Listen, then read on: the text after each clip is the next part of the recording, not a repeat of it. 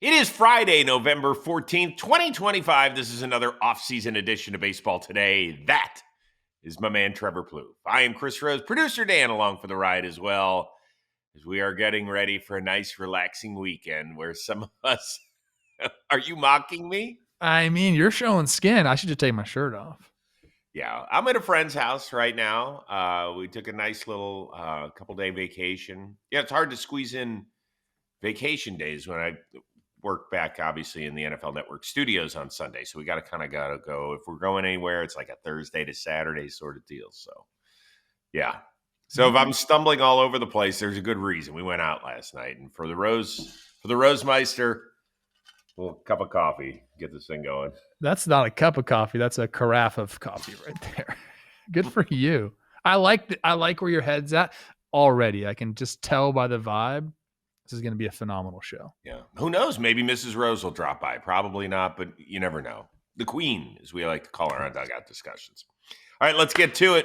Awards week is come and gone. Congratulations to our MVPs, who are the same exact guys that won it all last year, and with good reason. We're going to start with Shohei, who is now a 4-time MVP. 2 in the AL, 2 in the NL, his first 2 years with the LA Dodgers. This one of the unanimous variety. First of all, this shot is hilarious. He goes right in for decoy first instead of his wife. Now, come on, man. What are we doing? I think that's scripted. They know exactly how he's going to react, right? I think they talk about it, and they did a good job. And shout out, I think that's Nez and Lisa right there. A little fuzzy on my end, but gosh, I've known them forever. Awesome. Great photo right there. Shohei looks amazing. Yeah, the whole family does. And then I don't think we've seen the baby. I think they have a baby girl. We haven't yet to see a photo. I think we've seen maybe like the foot or the hand. A lot of famous people do that. We certainly understand that, but congratulations to them.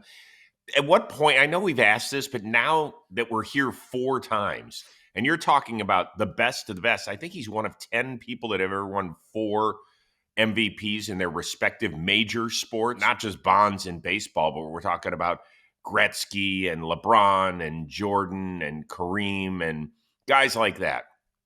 At what point are we going to stop voting for this guy? Like, is there outside of him having an injury-plagued season? That's it. That's it. You nailed it right there. And not even just like something that takes him off the field, because remind you, last year he was recovering from Tommy John and went 54 and 59 to win the MVP. So it has to be something that completely takes him off the field fully, because he is an incredible hitter. He's the second best hitter in the league over the last 3 years, next to Aaron Judge. And I don't think people really truly understand how good of a hitter he's become. It's not that just he's a two-way guy and that's why he's so valuable. He's an exceptional, again, a top 2 hitter in the league, and also has a career ERA, Chris, a 3 on the dot. So he's going to win the award every single year that he's on the field. The only way he doesn't is if he plays, I would say, under 100 games. Do you think that there's a little bit of him, and I don't know how he does it because he works so hard at everything else and he's so important to what the Dodgers do offensively, where he could maybe dial it back a little bit offensively, play 20 less games as a DH, and hone in so much on his pitching craft that he wants to try and win a Cy Young? I don't know if that makes sense even. He's already won. He's already been a Cy Young 4, I think was the highest. 4, yeah. The only thing that holds him back is the fact that they'll continue to go with a 6-man rotation as best they can. So he's not going to get some of the counting stats. Do I believe if he wanted to, he could be a Cy Young? 100%. This is truly a talent that whatever he wants to do in the game of baseball, he can do it. He can lead the league in steals if he wants. That's how good this guy is. He can do anything that he puts his mind to. That's the type of player we're talking about here. And I can't emphasize it enough. And I know 2 points I want to make about Shohei that I've made before, but I want to, again, emphasize them. This is not the floodgates opening for two-way players. It's not. It's just not. It's a one-off. Most guys that play in the big leagues were their best pitcher and the best hitter on their respective high school teams. That's just how it is. It's just what happens. To do it at his level that he's doing it at the big league level, it's impossible. It's once in a lifetime type stuff. The other thing I want to mention is, if we're talking most valuable, this guy signed a $700 million contract. It's backloaded. And there's a Bleacher Report article that came out that said the Dodgers made back the entirety of that $700 million in his first year. Yeah. So we're talking most valuable.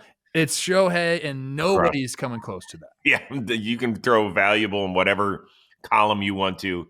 He has nailed it. It really is unreal. I wonder if he dropped hitting, if he would become the best pitcher in baseball and pitched on every fifth day. It wouldn't surprise me. It wouldn't here either. I don't know. I mean, what is left? It's just the minute he falls off a little bit, we're gonna be like, oh. It's championships for him. I think he's gonna be obsessed with those, and that's part of the reason he signed the deferred deal was, to allow the Dodgers the ability to continue to go out and put guys around him, which they have. People are gonna hate this offseason. I promise you that, because the Dodgers actually have money to spend. They have money coming off of the books. They have prospects, one of the best farm systems in all of baseball. They're going to go out and get big name players again this offseason. Be ready for it. It's incredible. I don't even know what to say anymore about Shohei other than, okay, another unanimous MVP. Congrats. We'll see you next spring as you try for a three-peat, which is something we haven't seen since the 98 through 2000 Yankees, and a fifth MVP. I mean, okay, I'm going to set the over-under of MVPs for his career at 7.5. So that would be over. Chris, he's going to win one every single year, and I think he should win one every single year. Do you think he can get to 10? I do. Oh, my God. It's health-related. What's his contract? His contract runs through how much longer? It's health-related. If he can stay healthy, and a lot of people point to that, okay, can he do both? Can he continue to do this? I think he can. And I also want to make a quick point. Even if he transitions into some sort of relief role, which I don't even think would be better for him health-wise. I don't either. He'd still win MVP. A lot of stuff to get to here. How many MVPs does he end up with? How many rings does he end up with? And I think he's going to end up as the best player. I think it's inevitable. And it's cool that we're here. Thank goodness. That's all I can say. Today's episode of Baseball Today, it's sponsored by Indeed. Hiring isn't just about finding somebody willing to take the job. You need the right person, right background who can move our business forward. Now, if I wanted candidates to match what I'm looking for, I trust Indeed sponsored jobs. Stop struggling to get your job post even seen on other sites. Give your job the best chance to be seen with Indeed's sponsored jobs. They help you stand out. They hire quality candidates who can drive the results that you need. Spend more time interviewing candidates who check all the boxes. Less stress, less time, more results now with Indeed sponsored jobs. And listeners of this show, you're going to get a $75 sponsored job credit to help your job get the premium status it deserves at Indeed.com/baseball. Just go to Indeed.com/baseball right now. Support our show by saying you heard about Indeed on this podcast. Indeed.com/baseball. Terms and conditions apply. Hiring? Do it the right way with Indeed. And indeed, Aaron Judge has won his third MVP. It was not easy. It was a very close vote. He got 17 of the 30 first-place votes. Seattle's Cal Raleigh, their amazing catcher this year, he of the 60 home run club, finished second, getting the other 13 first-place votes. A mere 20 points separated the two combatants in this one. Any problem, first of all, with the way that the voting went down? No, we knew it was going to be close. We talked about what it would take for Cal to win it. I mentioned during the year 60 homers. He got the 60 homers. Then I think I changed my mind on that because I didn't think he was going to be able to get there. So I just threw this number out, and he did. I think it should be close. I do think Judge, I think they got it right. I think Judge, what he continues to do, and we'll get into that, is incredible. But for Cal, I mean, he did everything he could, Chris. He truly, truly did. And I think the way people were talking about him and why he should, win the MVP is basically because he was a catcher, and I support that. Like we talk about it all the time, how difficult it is to stay healthy and to continue to have your legs underneath you while you hit in one of the worst hitters' ballparks, handle a staff, and not just be a catcher, Chris, but a platinum glove winning catcher. Mm-hmm. Like, so he's checked all the boxes, and I'm happy it was as close as it was. But in the end, I mean, the way we talk about Shohei, we're gonna continue to talk about Judge that way too. I mean, he's been the best hitter in baseball basically since he's debuted. I know in 2016 he debuted, but 2017 was his first full year. Since then, he's the best hitter in baseball, and it's not even really close. He's one dotting it for his career. He's the only active player that's one dotting it for his career. And for people who, we hear the stat 1.00 means that every single time you come to plate, on average, you're getting to first base. That's what that means. So that's an insane accomplishment, and it shouldn't be overlooked. I mean, we're showing the stats right now. To win the batting title and hit 53 home runs is insane. A 215 OPS plus. He's worth more than two people essentially in one. He's doing historic things as well. He's going to go down as one of, if not the best right-handed hitter we've ever seen. 50 plus homers in 3 of his last 4 seasons, and over 200 OPS plus 3 times in a 4-year span. There's only 2 other players in the history of the sport that have done that. Babe Ruth. That's one. I don't know. Yes, you do. Who was on a ridiculous run earlier this century? Earlier this century? Mm-hmm. Oh, Bonds. That's it. When you're at a table of 3 and the other 2 people are Babe Ruth and Barry Bonds, you're doing some stuff right. And I just find it incredible. I mean, to me, the guy 6'8" to win a batting title. And people say, well, what does the size have to do with it? It just there haven't been position players this size. He is the biggest position player in the history of the sport. I thought at best he would be a 280, 285 hitter. But look at what he's done. Like, he started out, he'd get over 300. He got to like 311 or something, like 322. He's at 331. He has become a fantastic, fantastic hitter. That is just a blast to watch. Now, the other side of this, with the Cal Raleigh in the position, I think we've come a long, long way. Obviously, with the way metrically we view players and understand. What do you got? The second look back of that homer is great, but I know how the story ends, so it's tough. Yeah, it is. So the best offensive catcher that I've seen in my lifetime is Mike Piazza. Mm-hmm. And defensively, they couldn't get him out behind home plate fast enough. But he always said, I take pride in my defense. That's where I want to stay. His best year offensively was 1997. So forgive me as we take a little walk down memory lane. He finished runner-up to Larry Walker for the MVP. Piazza, ready, Trev? I'm ready for this. 362. 362! Sheesh. And he didn't win the batting crown. That went to Larry Walker, who had 366. 431 on-base percentage. He didn't win that either because Larry Walker was at 452. And he one-dotted it. Almost won one. But he was 100 points behind Larry Walker. Their WAR was separated by about 1.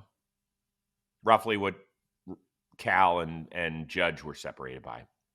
They played almost essentially the same number of games, same number of bats, the whole bit. Walker got 22 first-place votes. Piazza got 3. 3. It was not close. So although Piazza was not close to the defensive catcher that Cal Raleigh is, it just shows you that those numbers, if this had been Aaron Judge against Cal Raleigh in 1997, I don't think it would have been close. I get the argument for Cal. I truly, truly do. And I guarantee, like, and I mean, I know because I am me. Like, there are days I thought Cal should have won it. There are days where, like, my mind works that way. I'm like, dude, are you kidding me as a catcher doing this? So that's why the vote was so close. Like they're like you truly can go back and forth with these seasons these two guys just had. Now, Cal, you have to add in the positional value there, where you don't really take that into account. You're just looking at the sheer overwhelming statistics of Judge. That's why you'd vote for him. Both very deserving of the award, but I do think they got it right. I do want to point this out, Chris, because I did a little research on Judge for this. Mm-hmm. Minor league career OPS. In the 8s? 854 for Judge. 854 for Judge. Mm-hmm. Comes up, makes the swing adjustment, approach adjustment, and he's got a career 1 dot earmuffs in the fucking big leagues. That's great. Oh. Yeah, it's really well. Let us know what you thought about the whole vote. I love what Brent Rooker, the A's, did, where he got on social media and said, "God, I hope that it doesn't come down to people screaming at the top of their lungs why this guy shouldn't have won or that guy shouldn't have won. Let's just appreciate 2 amazing seasons." Exactly. Thank you for being so reasonable. It's what we've tried to present over the last couple of months when people have wanted to scream at the top of their lungs. Oh, I thought we're just all about sex appeal on this show. Yeah, well, hold on one second. Oh, my God. Stop. I can't stand up now. One other quick question about Aaron Judge. Is this following question fair or unfair? Yeah, Aaron Judge is great, but when is he going to win anything? Fair or unfair? Is that a fair question? No. No, it's not a fair question? No, it's an unfair question. I have the list of people who we don't talk about that necessarily, or we really don't, that haven't won a World Series that are great players. Ted Williams, Barry Bonds, Ken Griffey Jr., Ernie Banks, Ichiro, Tony Gwynn. Like, come on. Now, if you want to talk about, because this gets mentioned a lot, if you want to talk about him not being a 1-dotter in the postseason, you can talk about that. Although he was great this year against Toronto. They could not get him out. Sure, you can talk about that. But it takes a team, and it takes, what did it take for the Dodgers to win this World Series? You think it was just Shohei? Right. It was, oh my gosh, it was Miguel Rojas. It was like so many things had to go right. So those guys that you all mentioned, legends, Hall of Famers, none of them are Yankees. Does that change the narrative because Judge is? Ask a Yankees fan. I don't know. I guess. Well, yeah, I'm asking a baseball fan. I don't like the narrative that like, oh, we're the Yankees, so we're supposed to win championships. The majority of those, was it 27 or was it 26? Whatever it is. The majority of those were won so long ago. Like, I'm out on that whole narrative. I am. Fire at me if you will. I don't care. It's ridiculous. That's a ridiculous rule to just place on your franchise. That it's we're so much better than everybody else. You haven't been. You're not. So stop talking that way. Okay. Do you think if Derek Jeter were a guest on this show and I asked him that question, do you think that he would answer it differently? What's the question again? About when is he going to win anything? Like, do you think that he would? I don't think he'd answer it differently. I think, obviously your star shines brighter when you win championships. There's no doubt about it. And Jeter was very lucky to be on some very, very good baseball teams. But again, he's got to be, if he's being honest and he's not just kind of like feeling himself that day. And yes, he's the captain and won all these World Series. If he's being honest, he knows that this is like probably the most difficult sport to win a World Series in with one player. Like, one player doesn't change anything. That's what I'm trying to say. He knows that. I'm curious. I don't know. Let us know what you think here. Aaron Judge, by the way, his OPS in the playoffs is up to 822. It's getting better. Yeah, overall it is. Yep. And there's one other thing to look forward to. Not that he's close to it anytime soon because he has yet to hit 400 homers. But something to put in the back of your brain is that Mark McGwire, the fastest to get to 500 homers, fewest games, 1,639. Judge is on pace at this point to get there in about 100 games fewer, about actually 90 games fewer, 85, 1555. So he's at 358? 368. See you in a few years. What do you think? What's the top number for him? Is it start with a 6? What's it finish at? Does he get to 6? I don't know. 6 is a lot. That's 232 more homers. Yeah, but he's already 34 next year, isn't he? Yes. 232. So he's got 6 more years before he's 40.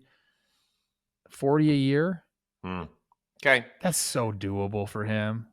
A lot to digest here about Aaron Judge. The run he's been on, the MVP he just won.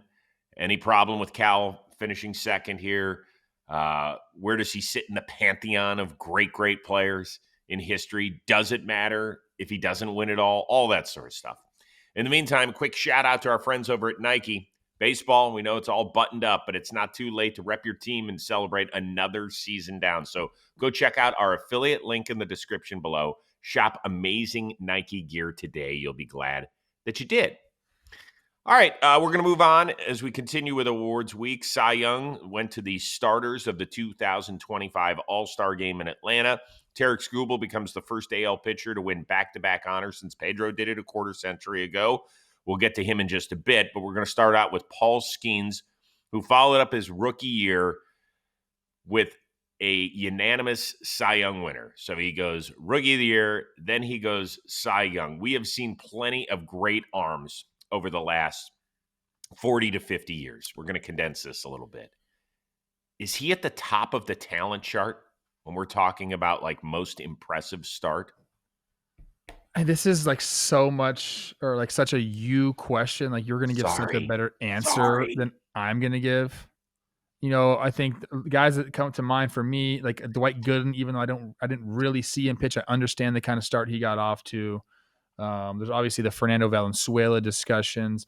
To like guys that like I really watched pitch, as far as like hoopla and kind of the start they got on. Like Strasburg is an obvious comparison there.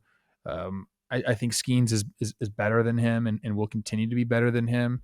So I think we are seeing.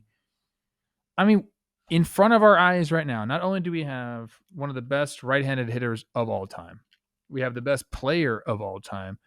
Paul Skenes has a chance to be one of the best right-handed pitchers of all time. Like he has that type of stuff. So we have to really appreciate it. As far as like comparing him to other guys, again, that's way more your alley here. Mm-hmm. I've never seen a guy do this.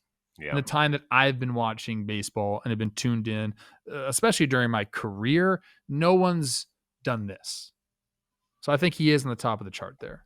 Yeah, Dwight Gooden is the only other one I could say. Fernando, we had the shortened season in 1981, and although he was ridiculously dominant, we didn't have the length of a full season to truly judge him at that point. There's a great column in The Athletic, and I really suggest that if you don't pay for it, get a friend who does and send it to you. It's a 14-point dossier basically of how Paul Skenes has become Paul Skenes. I read that. That was a great article. It was a great one. And in there, Rich Hill there's a comment where he's watching Skenes at LSU, just in a clubhouse, like the game is on, College Baseball World Series or whatever it was. And he looks up and he watches him and he's like, that guy could start up here tomorrow. And when you hear other major leaguers, particularly a guy who put 2 decades of service time in and has played with and against some of the best ever, when he says that, you listen. And I always felt like, man, is he going to be the guy that goes straight from LSU to the rotation?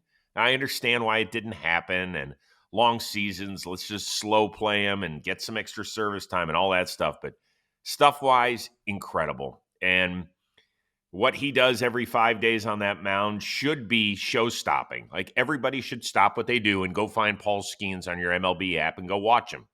Because if you're not, you're not watching the best. He is the best thing we've got going. At this age, he's really grown into, I think, when he first came up, it was a lot of 3-word answers and stuff. He's growing in that area, and I can't wait to see where he goes next.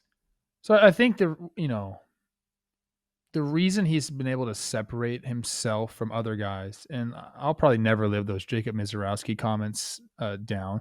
Although I think pure stuff, Misiorowski is up there with some of the best that we have in the game right now. The difference between a guy like Jacob Misiorowski and Paul Skenes is Paul Skenes is like dialed in every facet of the game. He's one of the most meticulous workers out there.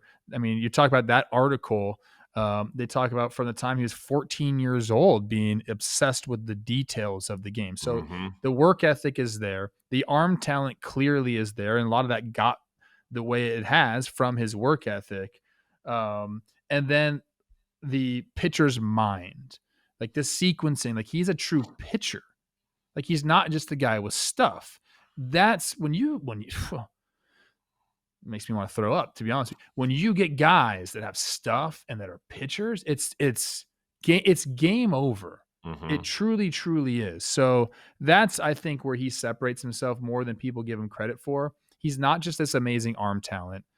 He's the guy that works for that and also like can read hitter swings, like understands what he needs to do. It is truly like a chess match with him. He'll set guys up with certain pitches. It's truly like it is a work of art watching a pitch. And in that same column in The Athletic, they talked about, I forget who it was against. It might have been Houston. They were jumping him early in counts, so he and Davis went down in the tunnel, which is what they do in between innings. And they were noticing, hey, this is what their strategy is against you. What's going to be our counterpunch here?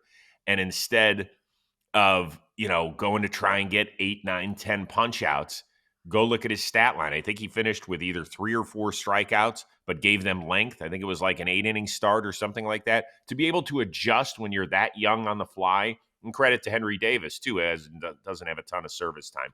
To be able to work in conjunction with somebody, that's some pretty veteran shit. So very, very impressive. And just the raw numbers are whatever they are.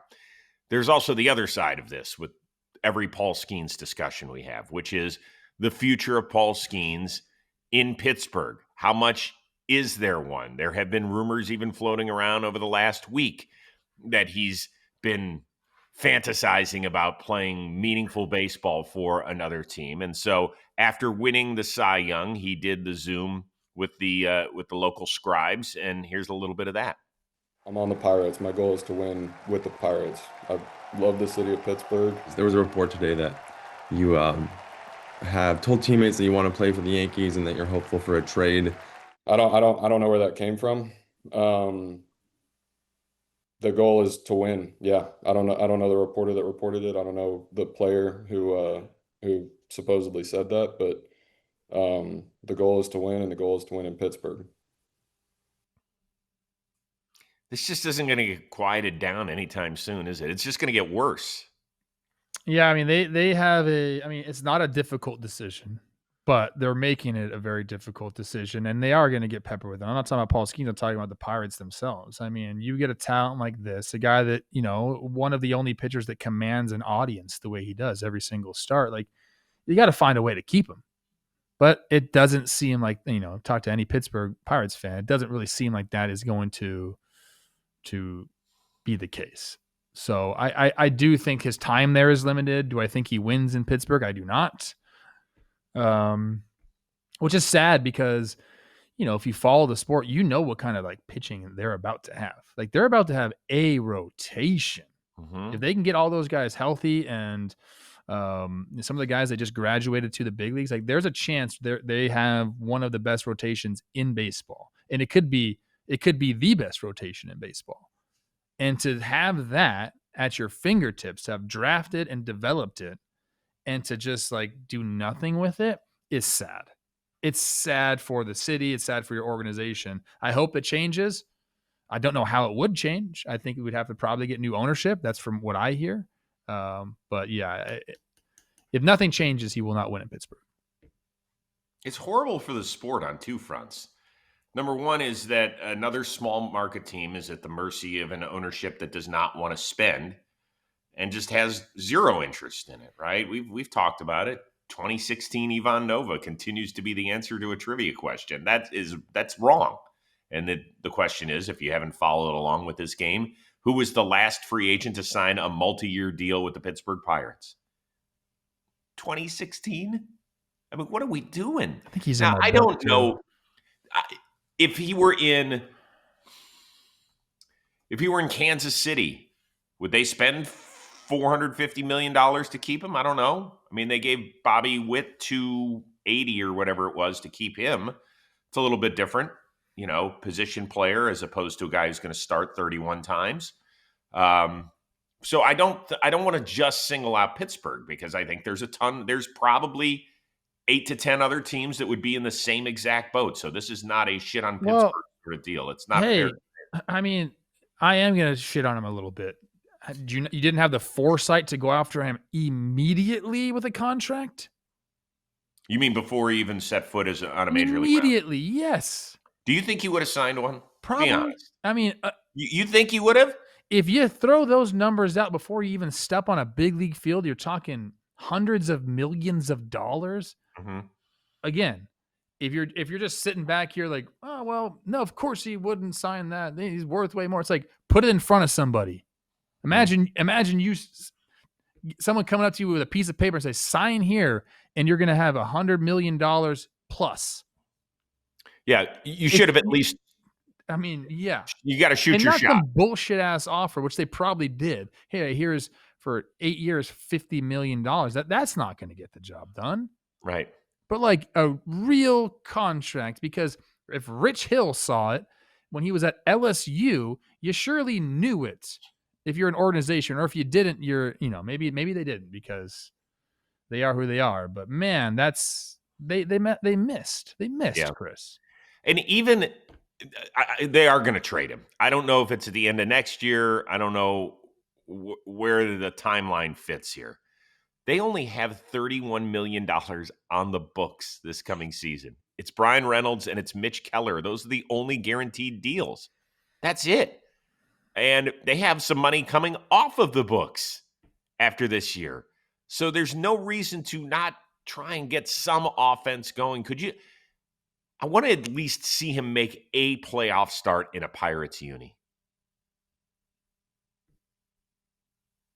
Go play MLB The Show. God, that's so horrible. That's probably true. All right, folks. Please prove me wrong, please. I am going to set the over-under on Paul Skenes still in a Pirates uniform, August 2nd, 2027.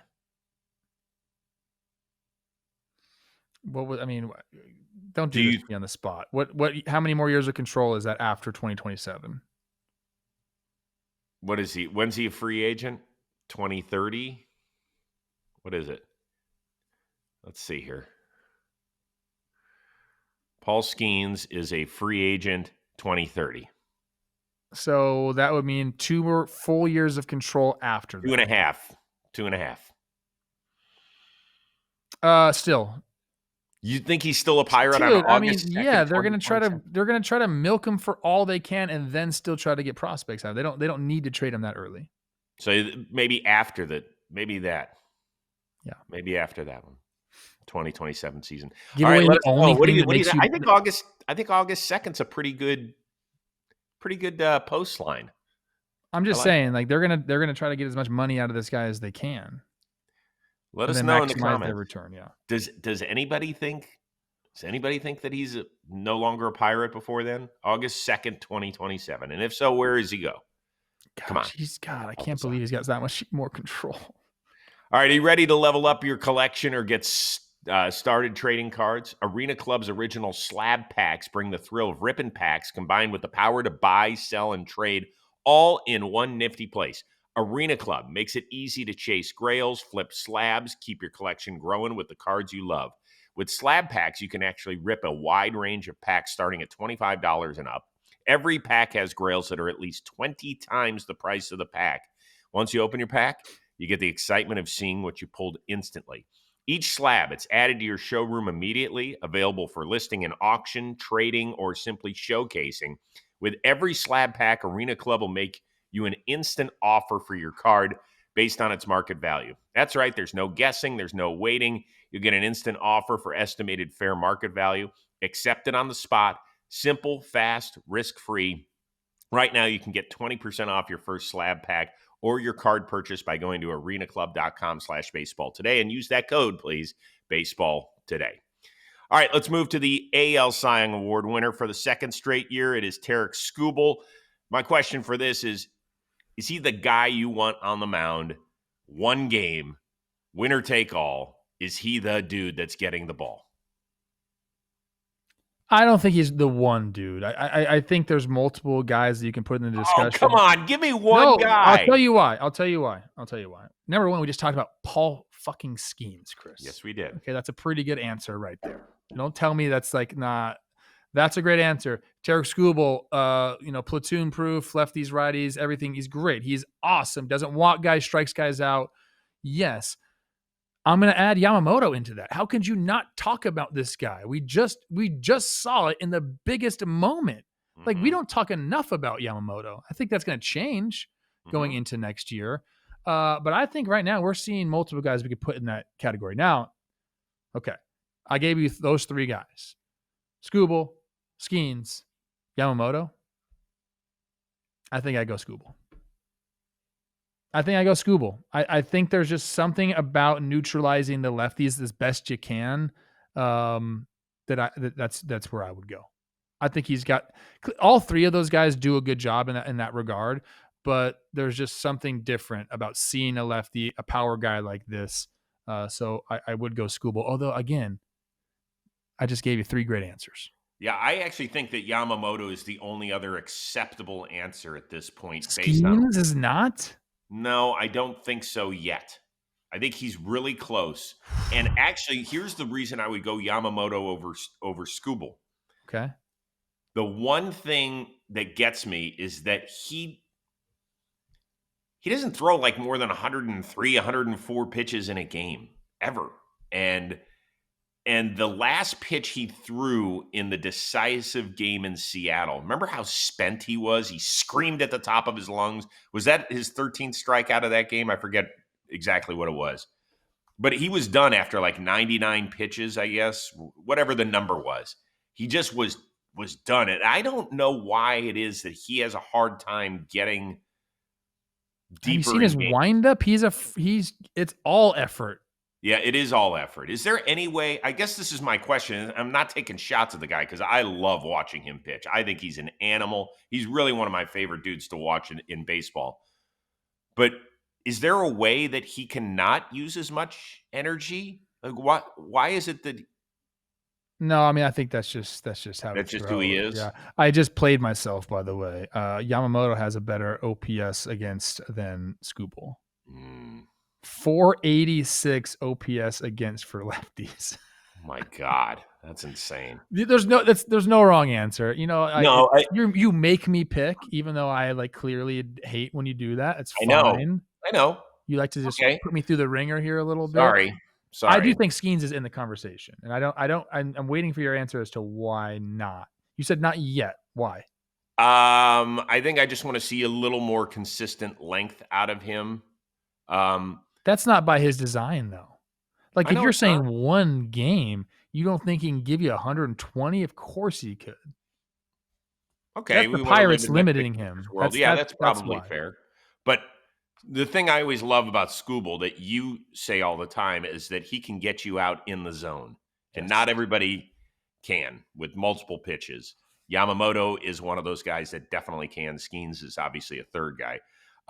His 7.3 strikeout to walk ratio was nearly 2 better than Garrett Crochet, who finished runner-up in the AL Cy Young Award. His ERA plus 187, the best by any American League pitcher since Verlander 3 years ago. Pretty impressive stuff, man. He's sick. But is there anybody else we miss? Are those the three guys? Yeah, I think so. Like Crochet doesn't get mentioned. No, really good. Sanchez doesn't get mentioned. Really good. Who else? Who got second in the AL Cy Young? I guess Crochet. Who got third in the AL Cy Young? And Sanchez finished runner-up in. Who was third in AL Cy Young? Do we know? Yes, it was Hunter Brown. Good. Yeah, he's not. Yeah, those guys are, I don't think those guys enter the discussion as much as those three we just mentioned. Which I like. Zach Wheeler made it all the way through the year. Also, shut up, Trevor. Like, these guys are incredible pitchers. But just like Paul Skenes, Tarik Skubal has questions about how much longer he's going to be in Detroit, and his are more immediate because obviously he's now in his walk year. So here's his agent, Scott Boras, at the GM meetings out in Las Vegas, giving us, oh my God. Well, all I can tell you is I'm just glad that he wasn't my nursery school teacher with all of these rhymes. Look, the fans in Detroit want the Tigers to build a Tarik Barrack, Little Caesars running around town saying "Sigh." So it's the kind of thing where he's built a base. Obviously, everywhere they go, they know it's Skubal Day, and it's kind of like it should be Scooby done, right? Yoinks! Should be Scooby done. Way to go, Scotty. It's gotten to a level now where we got to just pull it back just a little bit. I love Scotty B. Me and Scotty B at Dodger Stadium. We're boys. We dap it up. Bam, bam, bam. What's up? But a little too much. That's just me being your friend, Scotty. How long does somebody in the office come up with those and then have them rehearse? He's got to rehearse. That's what that's exactly what I think of. I'm like, how many times does he stand in front of the mirror and do this? Do you think that there is a better chance that Tarik Skubal is pitching for the Detroit Tigers next April or for another team?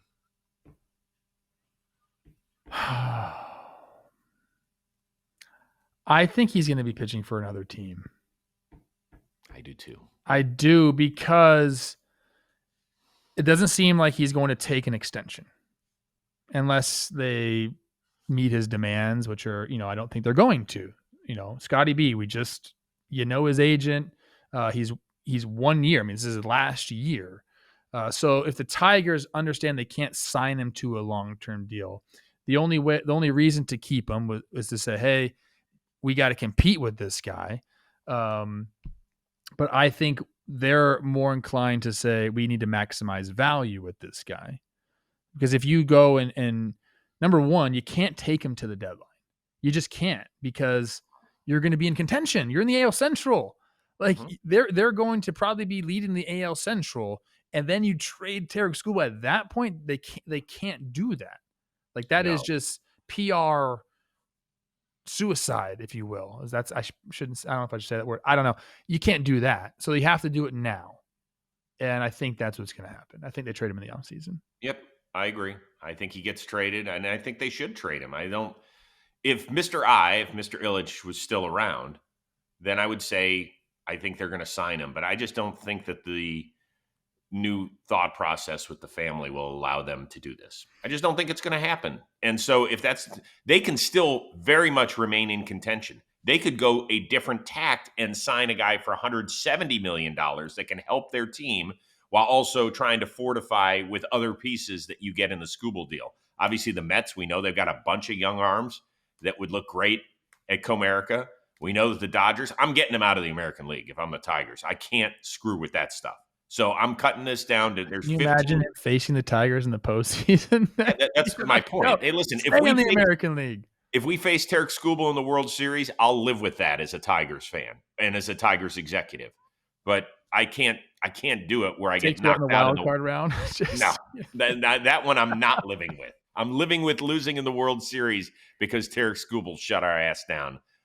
I can explain that to the fan base. I can't do it in the wild card round. So I think he ends up New York, LA, I don't know who else has got whatever might match up. Those are just two teams off the top of my head that we know have. It has to be somebody that's in win now mode. It has to be somebody that has a very good farm system and has the ability to extend him right now. I think that's. I don't think that is a guarantee. I think you can still, if you're like, hey, this is going to put us over the hump for a World Series this year, yeah, we'll try to extend him. I don't think it has to be like that's a make or break for you to go after a guy like Skubal. So if you were the Chicago Cubs, would you trade for him? You've got a ton of young talent that's ready to be in the major leagues. I say, can we win the World Series with Skubal? And if the answer to that question is yes, then I take the chance. Well, what's the one big thing that was missing for them? Yeah, starting pitching. I mean, although their offense didn't show up. Bullpen was interesting. Yep. All right, Tigers fans especially, but baseball fans, let's chime in on Skubal. Where's he pitching next April? Is it Detroit? Home games in Detroit? Home games elsewhere? Let us know. Last thing, latest rumor from the GM meetings. Sorry, buddy. According to Dan Hayes of The Athletic, Byron Buxton might waive his no-trade clause because he wants to go play for a contender. Do you think Bucks' days in the Twin Cities are done? I don't. I don't think they trade him in the offseason. I don't. I understand from Buck's side now, like he came out last year and said, hey, they can't trade me, so I'm going to be a Twin for life. Like I have the no-trade clause. The difference is, and this is why I think this story has picked up a little bit of steam, is this is actually his last year of a full no-trade clause, I believe. Can he get to 10-5?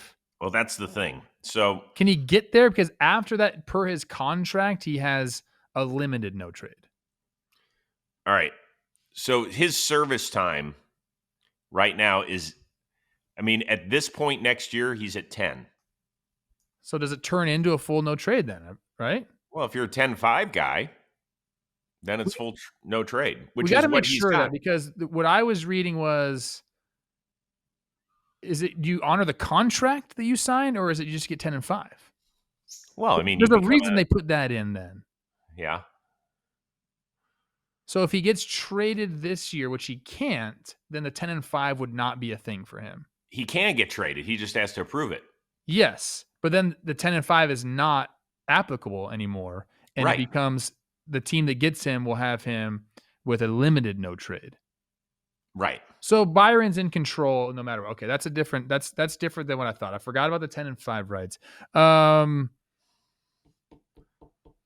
Don't you think he's going to be a Twin to start next year? Yes. You don't think part of this has to do if Joe Ryan and Pablo Lopez both get shipped off in the winter? You don't think he's picking up the phone and calling Derek Falvey and saying, hey, possibly yes, but a trade won't come to fruition that quickly.